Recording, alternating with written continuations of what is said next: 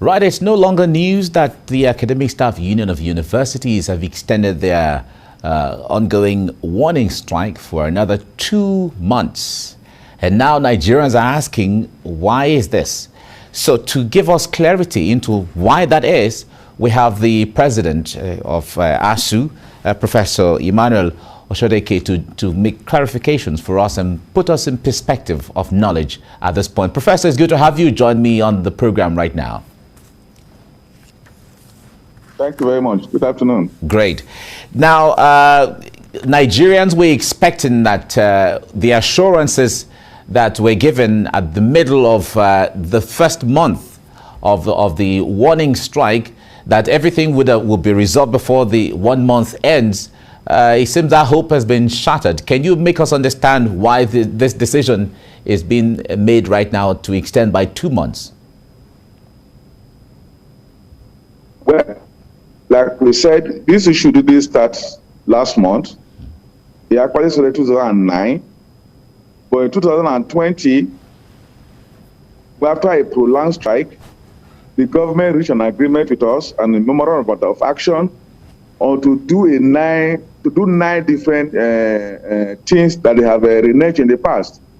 These have to do with revitalization fund, has to do with promotions areas, it has to do with state universities, and academic allowances, renegotiation of our agreement, the issue we have with IPs, deployment of UTAS, among others.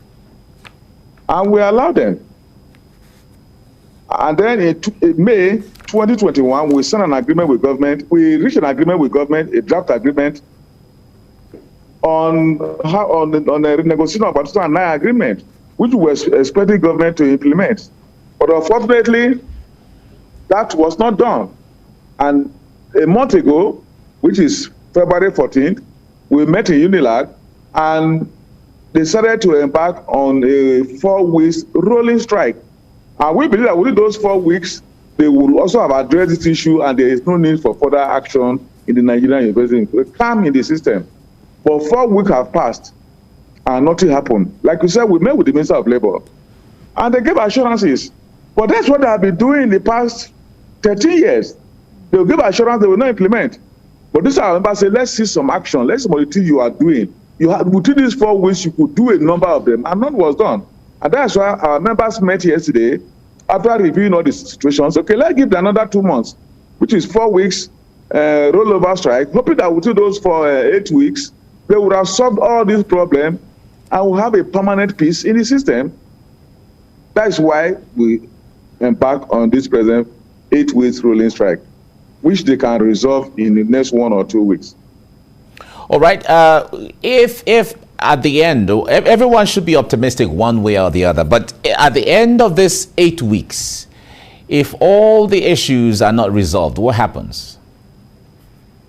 Nigerians should hold the government responsible for why they cannot resolve what they signed within 8 weeks.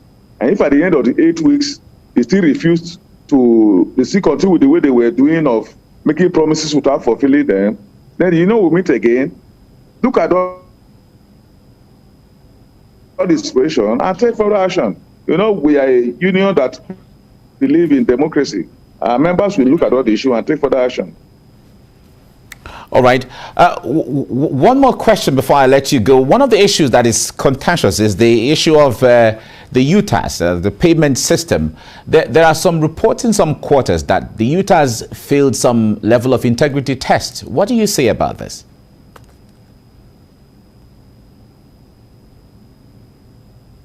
Well, they in March 2021 to review and come back to us. They didn't come back till January 2022.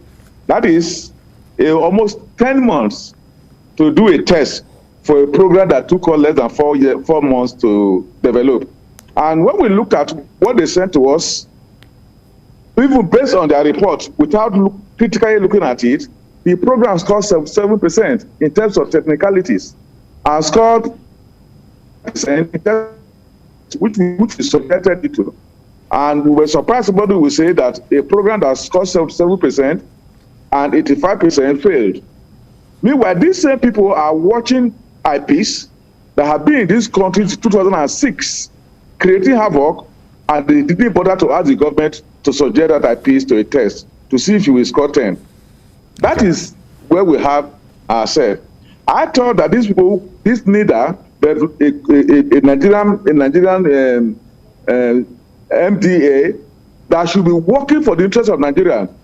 If they have seen even any issue within the UTAS, I thought they would have called us so that we sit together and resolve it in the interest of Nigeria. But what did they do? Why were they doing that with their team? Because we said what they said is not correct, and we are proving it with their team.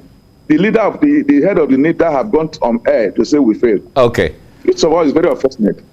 All right, thank you very much, ASUU President, Professor Emmanuel Oshodeke. We certainly will keep a tab on ongoing developments regarding this issue. Thank you very much.